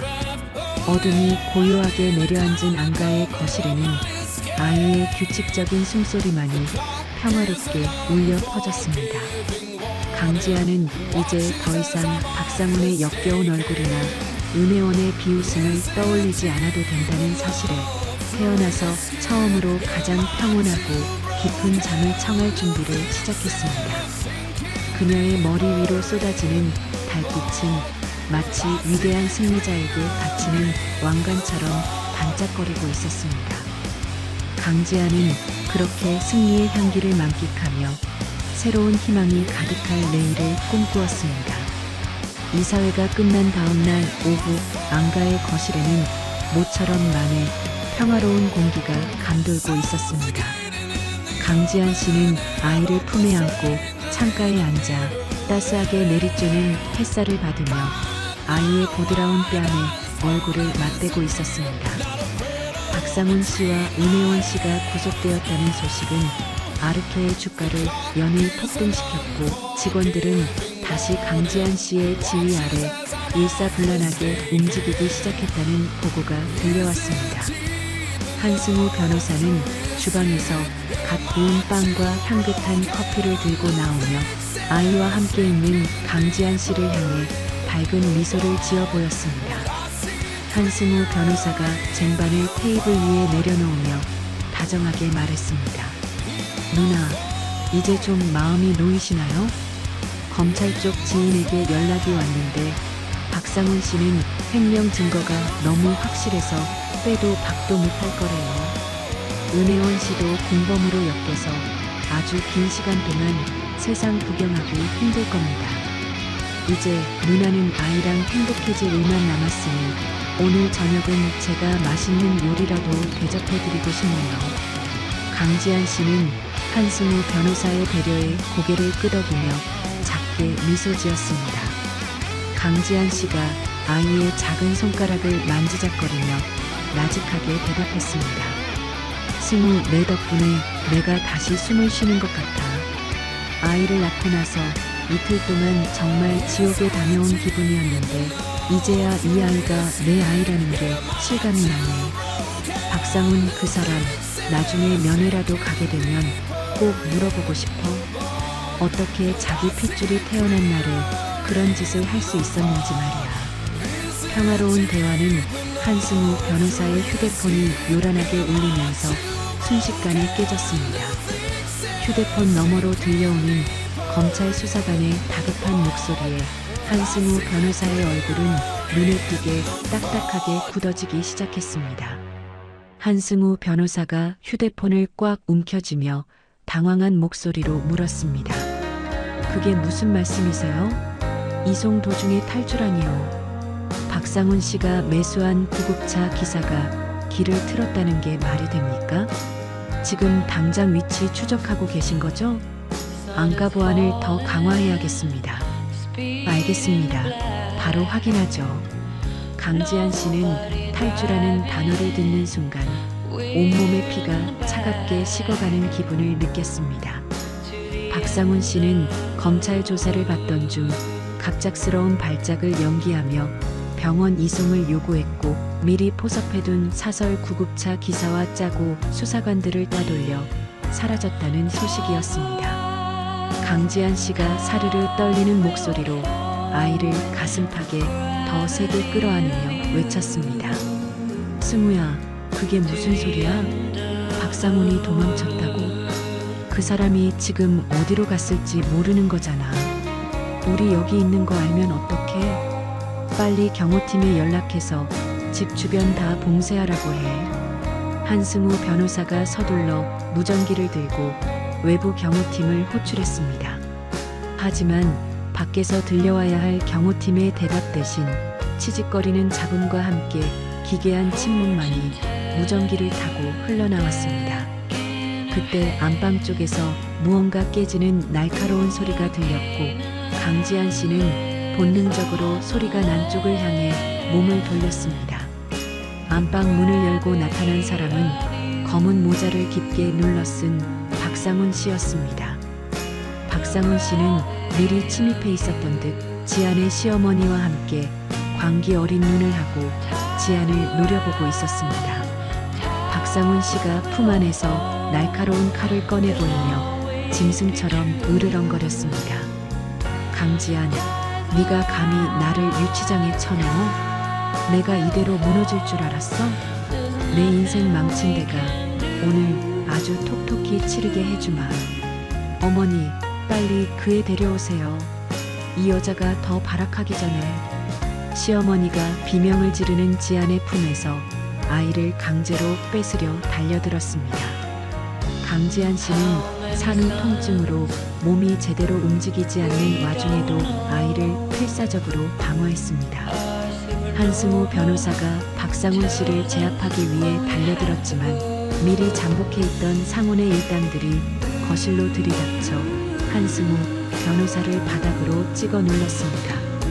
시어머니가 지안의 머리채를 잡아당기며 아이의 포대기를 낚아채듯 뺏어갔습니다.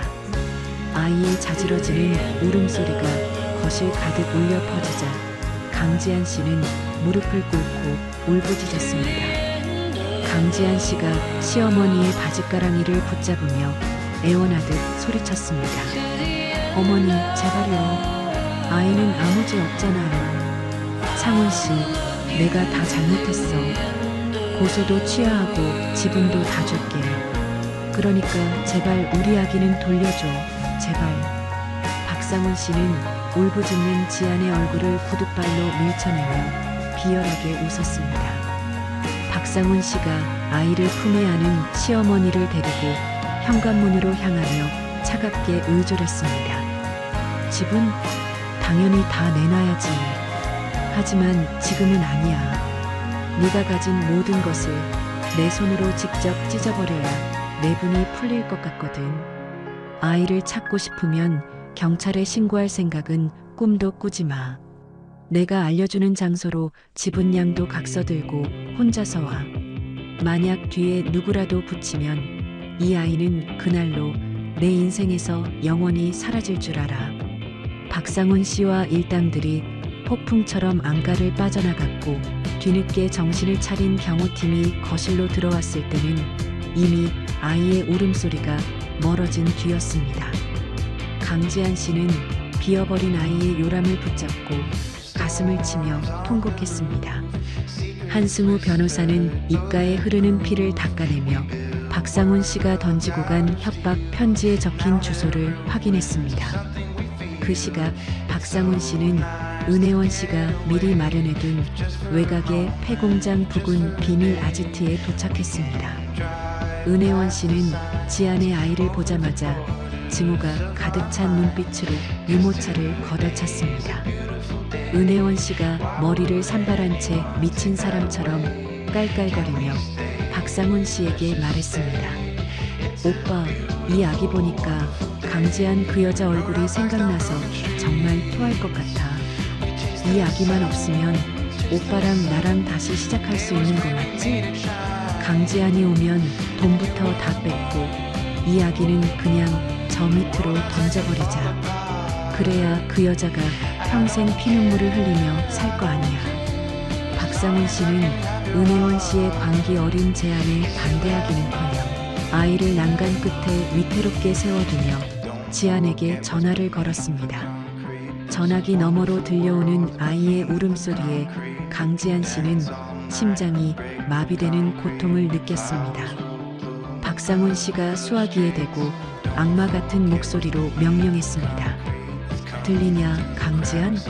내 금쪽 같은 자식, 숨 넘어가는 소리. 지금 당장 내가 부른 곳으로 와. 네가 만든 그 잘난 아르케 지분 전부 포기한다는 도장 찍어서 들고 오라고. 시간은 딱 1시간 준다. 1분이라도 늦으면 내 자식은 내 손을 떠나서 땅바닥으로 곤두박질 칠 거야.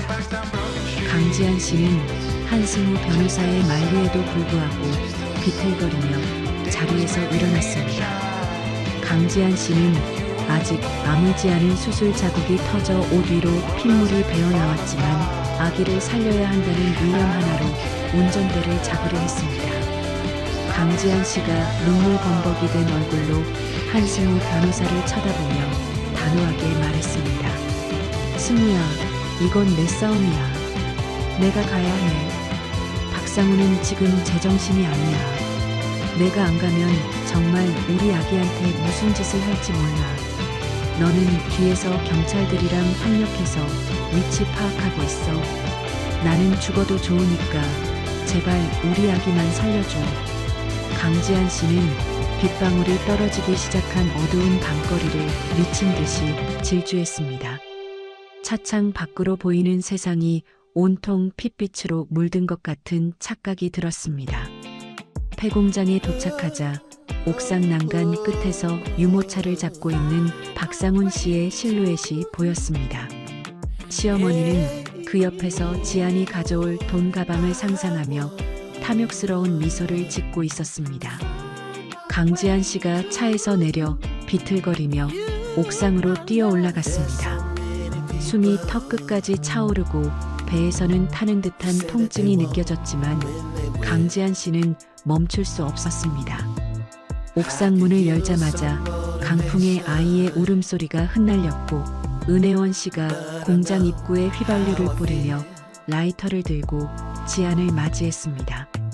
은혜원 씨가 지안을 향해 라이터를 흔들며 날카로운 목소리로 외쳤습니다. 어서 와, 언니.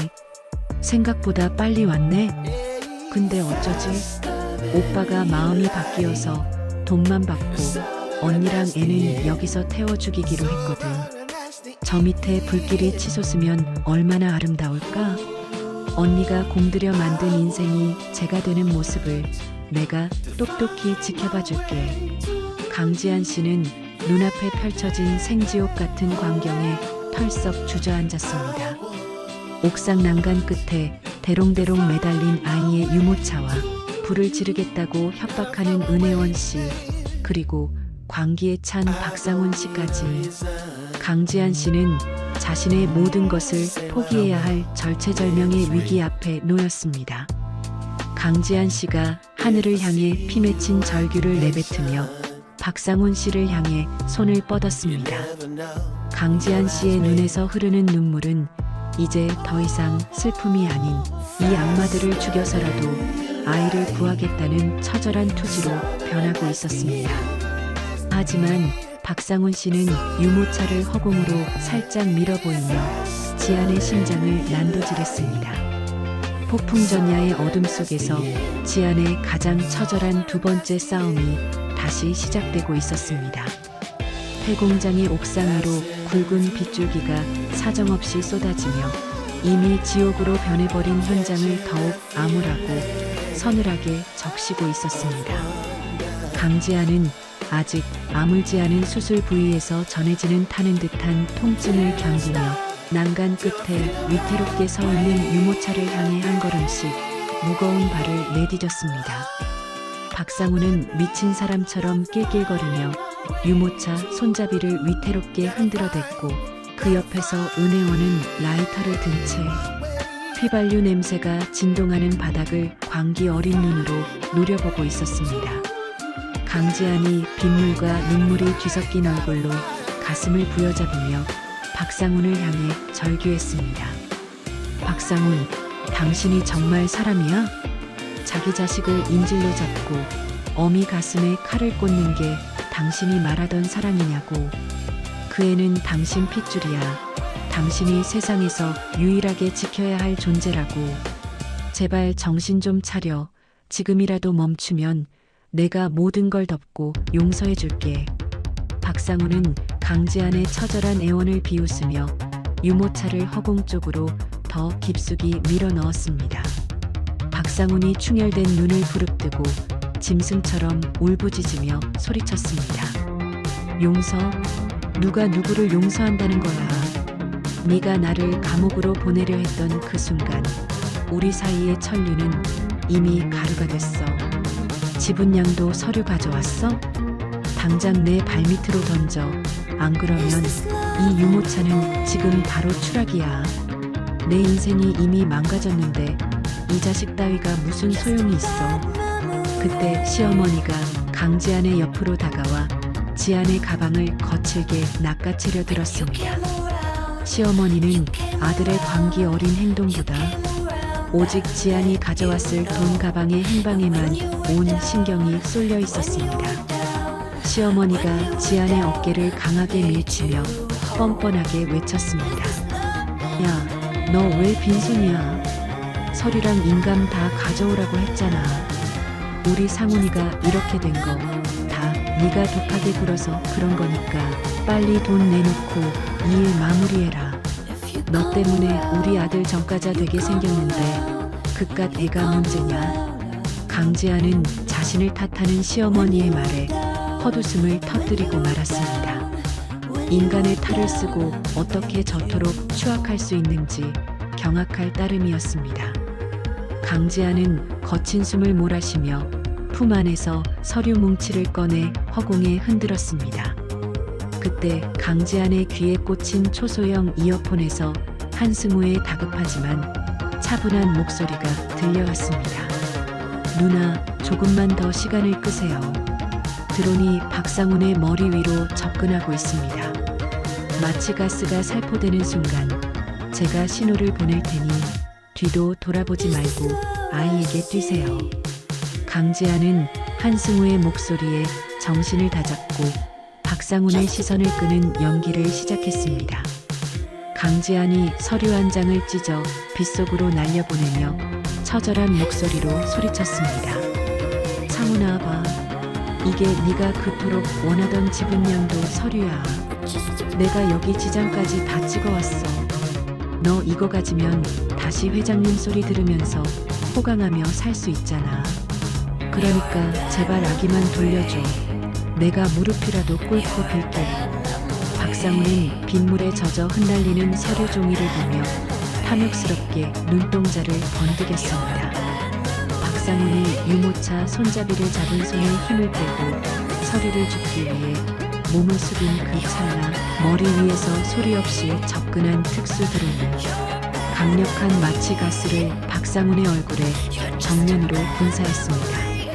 박상훈이 비명을 지르며 중심을 잃고 비틀거리는 순간 강지아는 산후 통증도 잊은 채 빗물 고인 바닥을 박차고 아이를 향해 몸을 날렸습니다. 안 돼, 내 아기. 강지아는 난간 밖으로 미끄러져 내려가던 유모차의 바퀴를 필사적으로 낚아챘습니다. 동시에 매복해 있던 특수 경호팀이 옥상으로 들이닥쳐 은혜원의 팔을 꺾어 제압했습니다. 은혜원은 라이터를 바닥에 떨어뜨리며 발악을 했지만 이미 경찰들이 은혜원의 입을 막고 수갑을 채운 뒤였습니다. 강지아는 유모차 안에서 자지러지게 울음을 터뜨린 아이를 품에 안고 옥상 바닥에 주저앉았습니다. 아기의 따뜻한 숨결이 지안의 젖은 가슴에 닿자 강지아는 참았던 통곡을 쏟아냈습니다. 한승우가 옥상으로 뛰어 올라와 지안의 젖은 어깨를 감싸 안으며 다독였습니다. 한승우가 안도의 한숨을 내쉬며 나직하고 단호하게 말했습니다. 누나, 이제 정말 다 끝났습니다. 아기는 무사해요. 누나가 정말 잘 버티셨습니다. 이제 저 인간들이 지은 죄에 대해 세상에서 가장 무거운 대가를 치르게 할 겁니다. 제가 약속드릴게요. 정신을 차린 박상훈은 경찰들에게 끌려가면서도 강지안을 향해 입에 담지 못할 욕설을 퍼부었습니다. 하지만 한승우는 박상훈의 면전에 대고 어젯밤 안가에 설치했던 녹음기 하나를 재생했습니다. 녹음기에서는 박상훈과 은혜원이 납치 직전 나눈 충격적인 대화가 흘러나왔습니다. 돈만 받으면 애는 산속에 버리든 죽이든 상관없어라고 속삭이는 박상훈의 음성이었습니다. 현장에 있던 수사관들이 그 녹취를 듣고 표정을 험악하게 굳히며 박상훈의 뒤통수를 거칠게 내리눌렀습니다. 시어머니 역시 아들의 범죄를 방조하고 적극적으로 도운 혐의로 수갑이 채워졌습니다. 시어머니는 경찰차에 타지 않으려 바닥을 구르며 강지안을 향해 비굴하게 악을 썼습니다. 지안아, 내가 잘못했다. 우리 상훈이만 살려주면 내가 평생 내 종노릇이라도 할게. 제발 고소만 취하해줘. 응? 우리가 천륜으로 맺어진 가족이잖니. 강지아는 아이의 귀를 가린 채 시어머니를 차갑고 경멸 어린 눈으로 내려다보며 일갈했습니다. 가족요? 자기 손주를 옥상 난간에 매다는 악마가 어떻게 가족입니까? 어머니도 박상훈이랑 같이 감옥에서 평생 참회하며 사세요. 내가 가진 모든 돈과 인맥을 써서라도 당신들이 죽어서야 감옥에서 나올 수 있게 만들 테니까요. 다시는 내 아이 이름 부를 생각도 하지 마세요. 정말 역겨우니까. 사건 발생 3시간 후 강지아는 아이와 함께 인근 대학병원 응급실로 향했습니다. 다행히 아이는 가벼운 저체온증 외에는 큰 이상이 없다는 천만다행인 진단을 받았습니다. 강지아는 아이의 침대 곁을 지키며 한승우가 가져온 고소장 서류들을 꼼꼼히 검토했습니다. 박상훈과 은혜원 그리고 시어머니까지 모두 특수 납치 및 살인 미수 혐의가 추가되었습니다. 이제 그들은 사회적으로나 법적으로나 완벽하게 매장된 것이나 다름없는 처지가 되었습니다.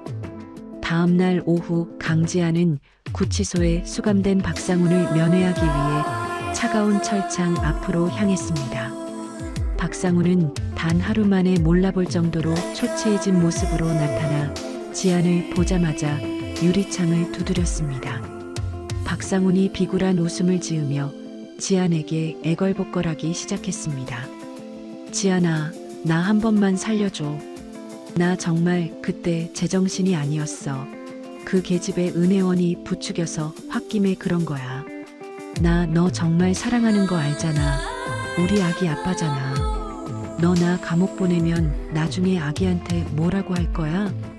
아빠가 범죄자라고 할 거야? 제발 한 번만 용서해줘. 강지아는 박상훈의 구차하고 역겨운 변명을 들으며 혐오 섞인 미소를 지었습니다. 강지안이 수화기를 들고 박상훈의 비겁한 눈을 똑바로 쳐다보며 조용히 말했습니다. 걱정 마, 박상훈. 내 아이에게 당신 존재는 처음부터 없었던 걸로 할 거야. 사고로 죽었다고 하든 아니면 태어날 때부터 없었다고 하든 당신 흔적은 다 지울 거야. 그리고 당신이 그토록 탐냈던 우리 회사 말이야. 어제 역대 최고 실적을 기록했어. 당신은 평생 그 차가운 방에 앉아 내가 승승장구하는 소식을 뉴스로만 들어야 할 거야. 박상훈은 강지안의 단호한 선언에 모든 희망을 잃은 듯 고개를 떨구며 통곡하기 시작했습니다. 강지안은 수화기를 차갑게 내려놓고 뒤도 돌아보지 않은 채 면회실을 빠져나왔습니다. 교도소 정문을 나서자 눈부신 햇살이 강지안의 얼굴을 따스하고 눈부시게 비추었습니다. 한승우가 차 옆에서 강지안을 기다리며 세상에서 가장 환한 미소를 지어 보였습니다. 강지안은 하늘을 우러러보며 가슴속에 뭉쳐있던 모든 응어리를 뱉어내듯 긴 숨을 쉬었습니다. 이제 더 이상 자신과 아이를 위협하는 추악한 그림자는 존재하지 않았습니다. 강지아는 한승우의 차에 올라타며 자신을 기다리고 있을 아이와 찬란한 미래만을 마음껏 그렸습니다. 배신으로 시작된 그 처절하고 피비린내 나는 사투는 아이를 지켜낸 위대한 모성애의 승리로 그렇게 완벽한 마침표를 찍고 있었습니다. 강지아는 차창 밖으로 평화롭게 흘러가는 풍경을 보며 입가에 부드러운 미소를 띄웠습니다. 가장 어둡고 고통스러웠던 출산의 날이 지나고 이제 비로소 강지안의 진짜 빛나는 인생이 시작되려 하고 있었습니다. 강지안은 무릎 위에 놓인 아이의 사진을 가만히 쓰다듬으며 다시는 슬픔의 눈물을 흘리지 않겠다고 스스로에게 굳게 약속했습니다. 강지안의 눈동자는 이제 그 어느 때보다 맑고 강인한 승리자의 빛으로 반짝이고 있었습니다. 모든 폭풍이 지나간 지 어느덧 3개월이라는 시간이 흘러 세상은 다시 평온한 일상을 되찾았습니다. 강지아는 이제 지팡이나 누군가의 부축 없이도 당당하게 자신의 다리로 서서 거울을 보았습니다. 출산 직후에 창백했던 안색은 사라지고 이제는 건강한 혈색과 함께 단단한 눈빛이 강지안의 얼굴을 채우고 있었습니다. 오늘은 박상훈과 은혜원 그리고 시어머니에 대한 최종 판결이 내려지는 날이라 법원 앞은 취재진과 구경꾼들로 이른 아침부터 인산인해를 이루고 있었습니다.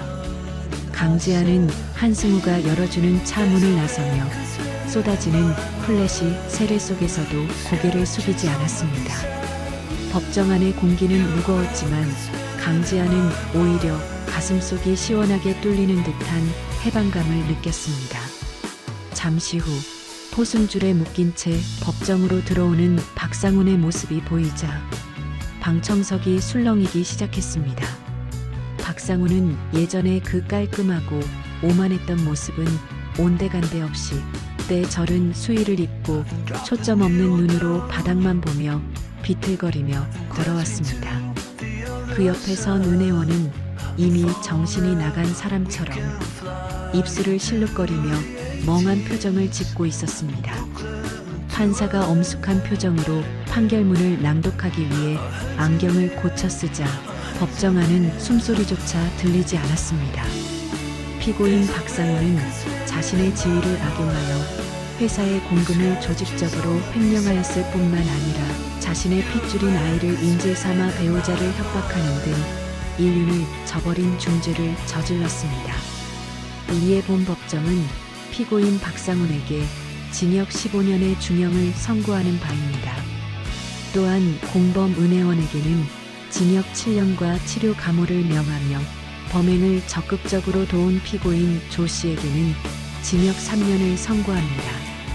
판결이 확정되는 순간 박상훈은 바닥에 주저앉아 짐승 같은 소리를 내며 울부짖었습니다. 박상훈이 법정 경위들에게 끌려가지 않으려 발악을 하며 강지안을 향해 필사적으로 손을 뻗었습니다. 박상훈이 눈물 콧물이 범벅이 된 얼굴로 비굴하게 소리쳤습니다. 지안아, 내가 잘못했어. 15년이라니. 나 여기서 나가면 쉰이 넘어. 우리 아기 아빠잖아. 제발 한 번만 자비를 베풀어 달란 말이야. 너 정말 독한 여자구나. 어떻게 나한테 이럴 수가 있어.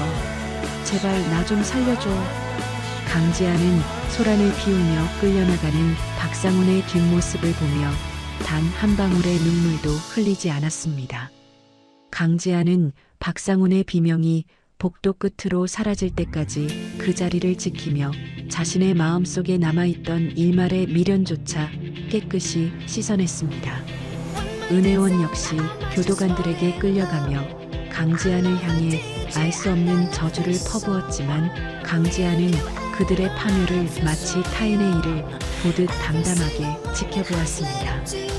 법원을 나서는 길에 강지안은 시어머니의 절규 섞인 외침을 뒤로하고 한승우를 보았습니다. 한승우가 강지안의 어깨를 가볍게 감싸 안으며 안도감이 섞인 따뜻한 목소리로 말했습니다. 누나, 정말 고생 많으셨습니다. 이제 진짜 모든 사슬이 끊어낸 기분이죠? 저 사람들이 지은 죄에 비하면 15년도 부족하지만 그래도 법이 줄 수 있는 최고의 단죄를 내렸으니 이제는 다 잊으세요. 제가 남은 재산 몰수 절차와 압류 자산 정리도 빈틈없이 마무리하겠습니다. 이제 누나는 아이와 함께 행복한 미래를 설계하는 일만 남았습니다. 강지안이 법원 앞에 푸른 하늘을 올려다보며 깊은 숨을 내뱉었습니다. 강지안이 한승우의 손을 꽉 잡으며 고마움이 가득 담긴 목소리로 대답했습니다. 승우야, 정말 고맙다.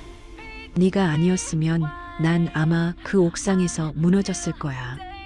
내 아이를 지키기 위해 도끼를 품었던 그 시간들이 지금 생각해보면 나를 더 단단한 어머니로 만들어준 것 같아.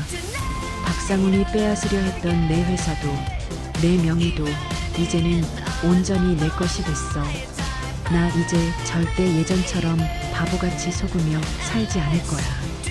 강지아는 아르케의 대표이사 집무실로 돌아와 가장 먼저 회사의 체질 개선에 착수했습니다. 박상훈과 내통했던 간부들을 모조리 숙청한 자리에 자신을 믿고 끝까지 회사를 지켜준 젊고 유능한 인재들을 대거 등용했습니다. 또한 강지아는 자신의 사재 50억 원을 출연하여 강지안 어머니 재단을 설립했습니다. 홀로 아이를 키우며 사회적 편견과 싸우는 여성들에게 법률 지원과 경제적 자립을 돕기 위함이었습니다. 재단 설립 소식은 연일 뉴스에 보도되었고 강지아는 사회적으로 존경받는 여성 리더로 우뚝 섰습니다. 어느덧 시간이 흘러 강지안의 아이가 첫 번째 생일을 맞이하는 날이 되었습니다. 강지안의 집 정원에는 형형색색의 풍선과 화사한 꽃들이 가득 장식되어 있었습니다. 가까운 지인들과 회사 임직원들만이 모여 아이의 첫 번째 생일인 돌잔치를 축하해 주었습니다. 아이는 어느새 훌쩍 자라 강지안의 손을 잡고 잔디밭 위를 아장아장 걷고 있었습니다. 강지안이 아이를 번쩍 안아 올려 볼에 입을 맞추며 세상에서 가장 아름다운 미소를 지었습니다. 우리 아들, 첫 번째 생일 정말 축하해. 엄마가 너를 지키기 위해 싸웠던 그날들이 지금 내 웃음소리를 들으니까 하나도 힘들지 않게 느껴지는구나. 너는 엄마의 생명이고 엄마가 살아가는 유일한 이유란다. 세상 사람들이 너를 힘들게 하려 해도 엄마가 내 앞을 가로막는 모든 그림자를 치워줄게. 사랑한다, 내 아가. 우리 이제 배신 없는 세상에서 행복하게만 살자. 돌잔치에는 한승우도 참석하여 아이에게 직접 고른 작은 금구두를 선물했습니다. 한승우는 이제 강지안의 가장 신뢰하는 파트너이자 아이에게는 아빠의 빈자리를 채워주는 삼촌이 되었습니다. 두 사람은 정원 벤치에 앉아 아이가 나비 뒤를 쫓아다니며 웃는 모습을 흐뭇하게 지켜보았습니다. 따스한 오후의 햇살이 두 사람의 머리 위로 쏟아지며 축복처럼 내리고 있었습니다. 한승우가 아이의 재롱을 보며 슬며시 지안을 쳐다보며 다정한 목소리로 물었습니다. 누나, 가끔은 그날의 기억이 떠올라서 마음이 아프거나 힘들지는 않으세요? 출산하던 날의 그 처절했던 산통과 배신감이 아직 흉터로 남아있을까봐 걱정돼요. 혹시라도 문득문득 슬픈 생각이 드시면 언제든 저에게 다 털어놓으세요. 제가 누나의 가장 편한 대화 상대이자 든든한 버팀목이 되어드릴 테니까요. 강지안이 아이의 웃음소리에 귀를 기울이며 고개를 천천히 가로저었습니다. 강지안이 자신의 가슴 위에 손등을 얹고 평온한 말투로 대답했습니다. 아니, 승우야. 신기하게도 이제는 화가 나지도 않고 그저 덤덤해. 그날의 고통이 나를 깨어나게 했고 내 소중한 것들을 지키는 법을 가르쳐줬거든. 오히려 그 일이 없었다면 난 평생 박상훈이라는 가짜 사랑에 속아 살았을 거야. 내 아이를 품에 안고 옥상 난간에서 버텼던 그 순간이 나를 진짜 강한 여자로 다시 태어나게 해준 가장 위대한 시간이었어. 강지안은 서재로 들어가 먼지가 쌓여있던 박상훈과의 결혼 앨범과 편지들을 꺼냈습니다.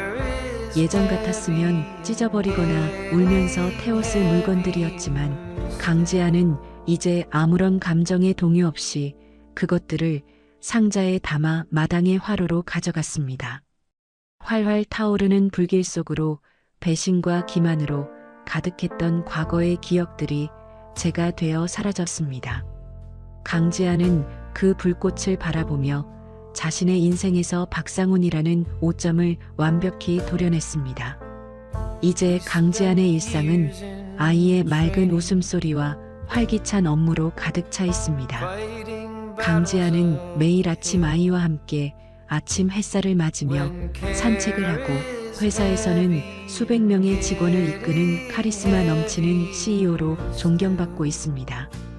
사람들은 강지안을 보며 배신을 기회로 바꾼 기적의 어머니라며 찬사를 보냈습니다.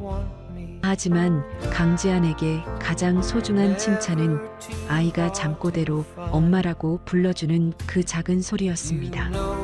어느 화창한 주말, 강지안은 아이와 한승우와 함께 탁 트인 바다로 나들이를 떠났습니다. 아이는 아빠라는 존재의 빈자리를 전혀 느끼지 못할 만큼 주변의 사랑을 듬뿍 받으며 건강하고 밝게 자라나고 있었습니다. 강지안은 아이의 손을 잡고 하얀 모래사장 위를 파도를 피해 마음껏 달렸습니다. 지안의 입가에 피어난 웃음은 그 어떤 보석보다도 찬란하고 눈부시게 빛나고 있었습니다. 강지안이 아이를 품에 꼭 안고 수평선을 향해 큰 목소리로 나직하게 의존했습니다. 가장 완벽한 복수는 저들을 증오하며 내 인생을 낭비하는 게 아니야. 내가 보란듯이 더 큰 성공을 거두고 우리 아이와 이렇게 행복하게 사는 거지.